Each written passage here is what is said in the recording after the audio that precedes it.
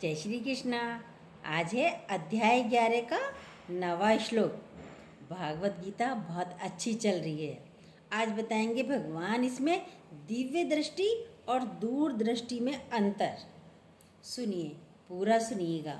संजय बोल रहे हैं, हे राजन, महायोगेश्वर और सब पापों के नाश करने वाले भगवान ने इस प्रकार कहकर उसके पश्चात अर्जुन को परम ऐश्वर्य युक्त दिव्य स्वरूप दिखलाया। संजय किसको बता रहे हैं? धृतराष्ट्र को। जानिए क्या अर्थ है इसका। सुनिए, इसमें संजय बोले, महायोगेश्वर और सब पापों के नाश करने वाले परमात्मा में ही शक्ति है जो मनुष्य के सब पापों को नाश करते हैं। संजय धृतराष्ट्र से बोल रहे हैं। कृष्ण अर्जुन परम ऐश्वर्य युक्त दिव्य स्वरूप दिखला रहे हैं अर्जुन को। संजय बोल रहे हैं धृतराष्ट्र से, अर्जुन को भगवान श्री कृष्ण परम ऐश्वर्य युक्त दिव्य स्वरूप दिखला रहे हैं। धृतराष्ट्र तो देखो अंधा है, उसको कुछ समझ नहीं है किसी भी बात की। ये सारा संसार भी अज्ञानता में है। अंधापन क्या है? अज्ञानता का अंधापन है। और धृतराष्ट्र को क्या नज़र नहीं आता? उसको ये संसार नज़र नहीं आता क्योंकि अंधा है। जो माया के कारण सारे पदार्थ, चाहे धन है या चेतन है, वो सत्य प्रतीत होते हैं। किसके कारण? माया के कारण धन, पदार्थ, संसार सब सत्य प्रतीत होते हैं, लेकिन है माया ही। संजय इनसे ऊंचे हैं। किससे ऊंचे हैं? संजय धृतराष्ट्र से सोच में ऊंचे हैं। तभी इनकी दृष्टि, तभी इनको व्यास जी दृष्टि देते हैं, दूर दृष्टि देते हैं व्यास जी। तभी बोलते हैं पात्रता होनी चाहिए। ये धृतराष्ट्र में नहीं थी पात्रता, संजय में थी। वो दृष्टि भी दूर दृष्टि दी है। जो दृष्टि दी है संजय को, वो भी दूर दृष्टि दी है।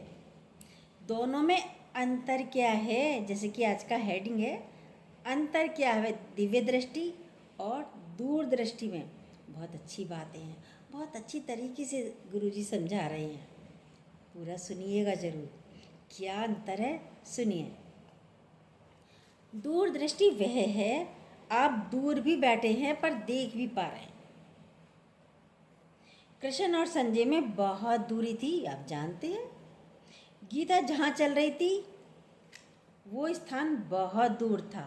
सही तरीके से अगर समझा जाए तो संजय उसको समझ नहीं पा रहे थे। भाई देख ही तो सकते हैं, सुन नहीं सकते ना। देख सकते हैं और देखेंगे भी साफ तरीके से, दूर का नहीं दिखेगा किसी को। बहुत दूरी थी, वो देख ही पा रहे थे। कृष्ण अर्जुन को क्या दे रहे हैं ये नहीं पता चल रहा था। क्या दे रहे हैं? खड़े हुए नजर आ रहे हैं। हमें संसार में क्या चाहिए, आप अपने आप को भी देखिए, ये हमें पता ही नहीं चलता। परमात्मा की क्या सामर्थ्य है देने की, ये विवेक है संजय को। ऊंचा है ना धृतराष्ट्र से सोच में। क्यों? क्योंकि ये जो बोल रहे हैं भूत प्राणी, इनसे सब अलग है। ये सब माया है, संसार है। भूत प्राणी यानी सारी माया है, संसार है। पदार्थ दिख रहे हैं, ये सब माया के प्रभाव के कारण नजर आ रहे हैं। ब्रह्म सत्य, जगत मिथ्या। परमात्मा ही सत्य है, ये जगत तो मिथ्या है, झूठा है। ये संजय भी समझ रहे हैं पर धृतराष्ट्र नहीं समझ पा रहे हैं। बोला ना, संसार में जो अज्ञानता में हैं वो सब धृतराष्ट्र हैं, यानी सब अंधे हैं जो माया में है। यदि अभी आपको संसार सत्य प्रतीत हो रहा है तो ये अंधापन है। आपकी आंखों पर माया का पर्दा पड़ा हुआ है, इसलिए नहीं दिख रहा। संजय देख पा रहे हैं भगवान को, दूर हैं भगवान पर देख पा रहे हैं।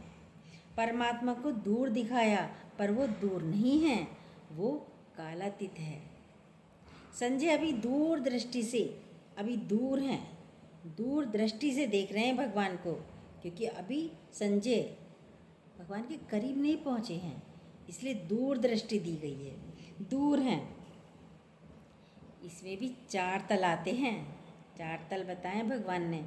पहला तल वो कृष्ण का है, वो तो परमात्मिक स्वरूप है। पहला तल कृष्ण का है, वो परमात्मिक स्वरूप हैं। दूसरा तल अर्जुन का है, जो उनके करीब हैं। अर्जुन जो भगवान के करीब हैं, उसको उनका अनुभव हो सकता है। भगवान जो भगवान के करीब हैं, अनुभव तो वाकई में उसी को होगा। करीब होना, जैसे सूरज के करीब होते हैं तो उसके ताप का अनुभव, सूरज के ताप का अनुभव हमें होता है, तभी तो होगा जब हम सूरज के करीब होंगे तो ताप का अनुभव होगा। तो कृष्ण के करीब हैं अर्जुन, तो उसको ये दिव्य दृष्टि से दिख रहा है अर्जुन को। तीसरा तल है संजय का। संजय के अंदर है दूरदृष्टि, वो इसे अनुभव नहीं कर पा रहा, देख रहा है पर अनुभव नहीं कर पा रहा। बहुत ध्यान से सुनिएगा, बातें बहुत गहराई की बातें हैं। उसे दिख नहीं रहा है क्योंकि दूर है, बस थोड़ा दिख पा रहा है, समझ नहीं पा रहा है। चौथा तल है सबसे अंतिम दृष्टि। क्या? जो धृतराष्ट्र की है, वो तो अंधा है। तो संजय कुछ अच्छे हैं धृतराष्ट्र से, उसको मालूम हो रहा है ये सब पदार्थ माया के कारण नजर आ रहे हैं, दिख रहे हैं, परंतु है नहीं। ये संसार कुछ भी नहीं है। संजय थोड़ा बहुत इस चीज़ को समझते हैं। तो हमें उस स्तर पर पहुंचना है। पहले संजय के स्तर पर तो पहुंचो, ये माया है नहीं, यहाँ तक पहुंचो, पहला तल तो पार करो। ये दिव्य दृष्टि कृष्ण की दिव्य दृष्टि है। कृष्ण के कारण अर्जुन को वो पदार्थ दिख रहे हैं। अब ये पदार्थ नहीं है, सब क्या है ही परमात्मा। अब उसे पदार्थ नजर नहीं आ रहे, अब तो है ही परमात्मा। हर जगह परमात्मा नजर आ रहा है। ये अलौकिक घटना है। कृष्ण उस स्थिति में हैं, उनके लिए न समय है, न वस्तु है, न पदार्थ है। उस शून्य अवस्था में अब अर्जुन को ये दृष्टि मिली है। अब अर्जुन को भी वही दृष्टि मिली है। बोला कि करीब होना पड़ता है इस दृष्टि को पाने के लिए। अर्जुन कृष्ण के नज़दीक हैं। कैसे नज़दीक है? जैसे मैग्नेट के करीब लोहा आ जाए तो सतह ही खिंच जाता है। खिंचता है नहीं खिंचता है? उस मैग्नेट के गुण लोहे में भी आ जाते हैं। फिर उसके साथ चिपके चिपके क्या होता है, उस लोहे के पास कुछ और लोहा रखो, पिन रखो, वो भी खिसक के उससे जुड़ जाते हैं, मिल जाते हैं। मैग्नेट के सारे गुण लोहे में आते चले जाते हैं। चुंबकीय गुण अब उसमें भी आ गए हैं। जो कृष्ण समझ रहे हैं वो ही अनुभव अब अर्जुन को भी हो रहा है। बड़ी दिव्य घटना घटित हुई है। जो कृष्ण की तो घटी हुई है, कृष्ण तो स्वयं परमात्मा है, अब अर्जुन को भी घट रही है। अब अर्जुन को भी घट रही है। वक्त लगा, 10वें अध्याय तक चला। 10वां अध्याय तक अर्जुन ने पूरा सुना। सुन वो भी रहा है। ये बुद्ध को भी हुआ अचानक ही। ये घटना बुद्ध के साथ भी घटित हुई। ये हर एक की घटना अलग अलग घटित होती है। उसको घटित हो गई, उसको नहीं हुई, कहते हैं ना, उसको तो घटना घटित हो गई, उसको भगवान के दर्शन हो गए, उसको नहीं हो पा रहे, हमें नहीं हो पा रहे। सॉरी। लेकिन ये तो देखिए अपने आप को, आप भगवान के कितने नज़दीक हैं। भगवान मतलब गुरु के कितने नज़दीक हैं, तभी तो ये घटना घटित होगी। दूरियां मिट जाएं। संजय को इसलिए दूर दिखाया है बैठकर, संजय को दूर दिखाया गया है। इसके बीच में दूरियां हैं, इसलिए दूरदृष्टि है संजय की। व्यास जी ने दूरदृष्टि दी, नहीं तो नहीं देते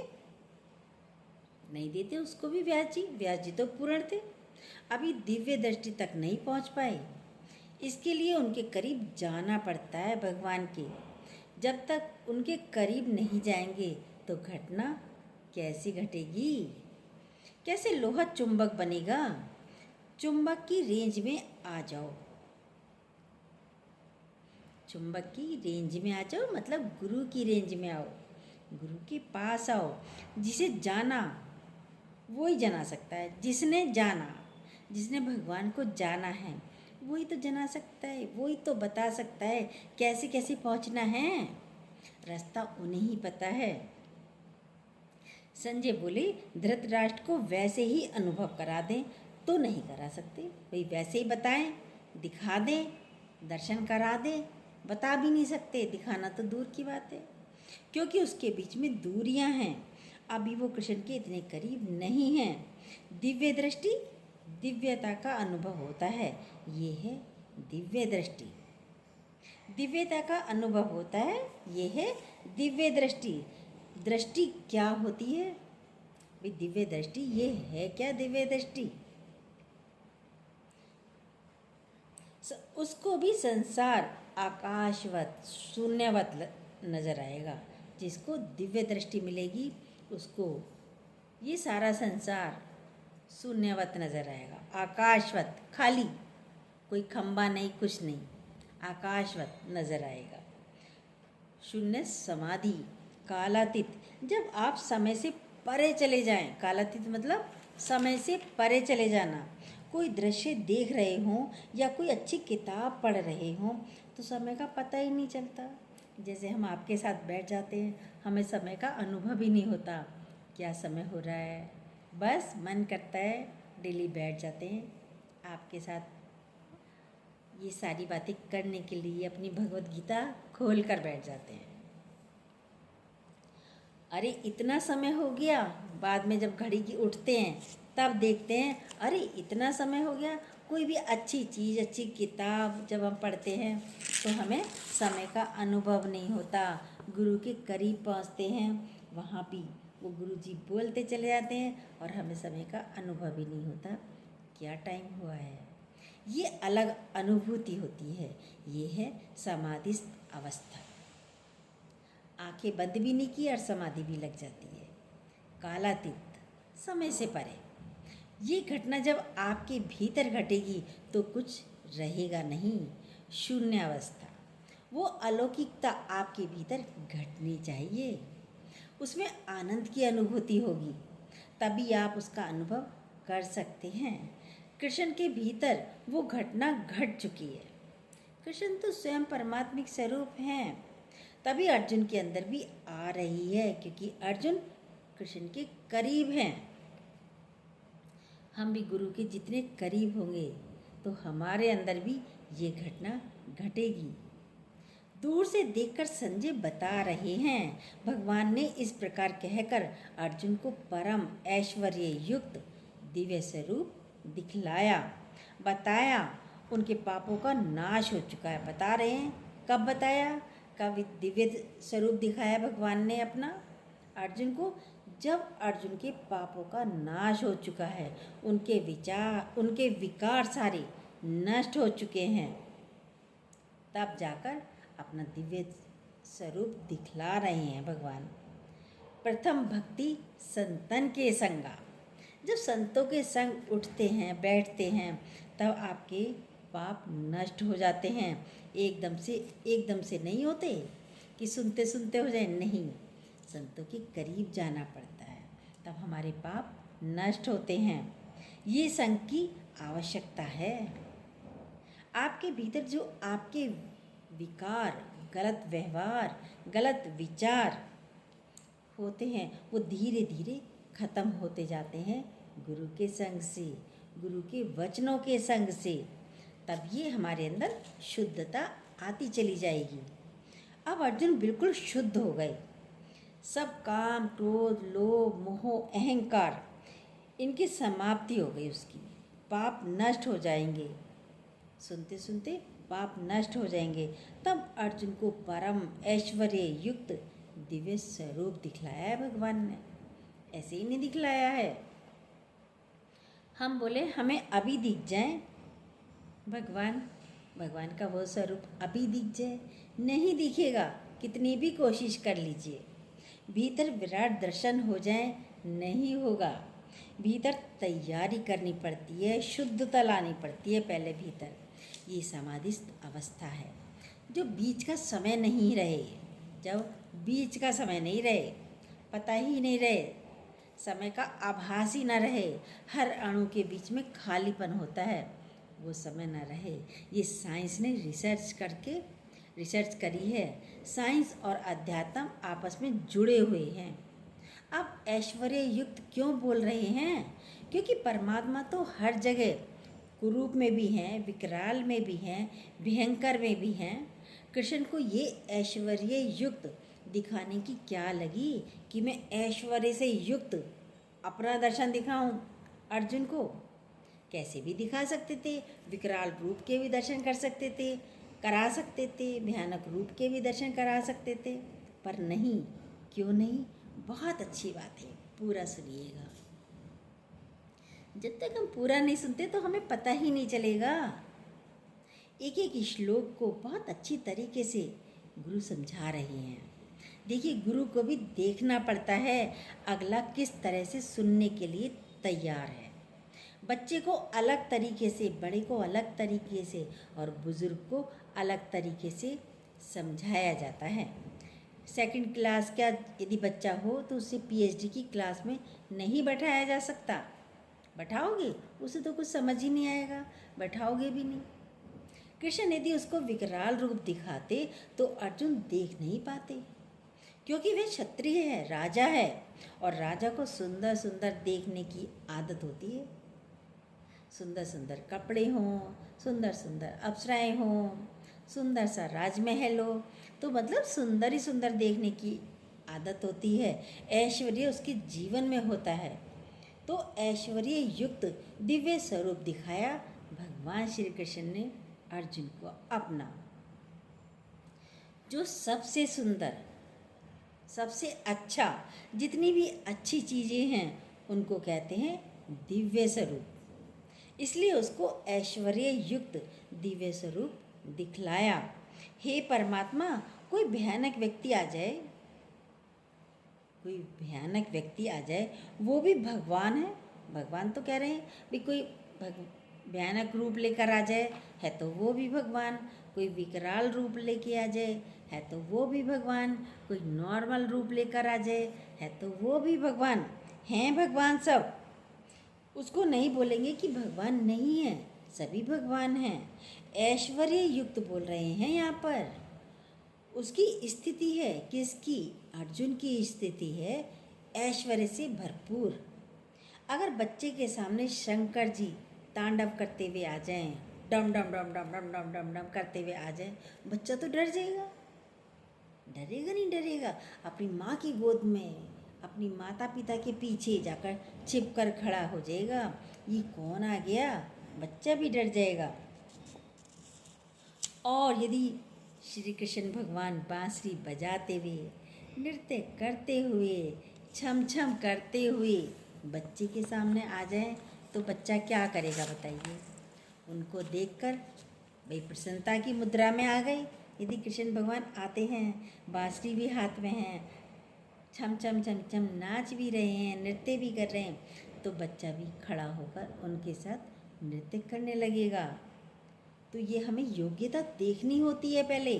भगवान भी अर्जुन की योग्यता देख रहे हैं। क्या बोल रहे हैं? अर्जुन क्योंकि उसी भाव में है, ऐश्वर्य युक्त है, उस स्थिति में है, क्षत्रिय है, राजा है, उसको अच्छे वस्त्र पहनना, अच्छे आभूषण पहनना, इसलिए उसको ऐश्वर्य वाला बोला है अर्जुन को।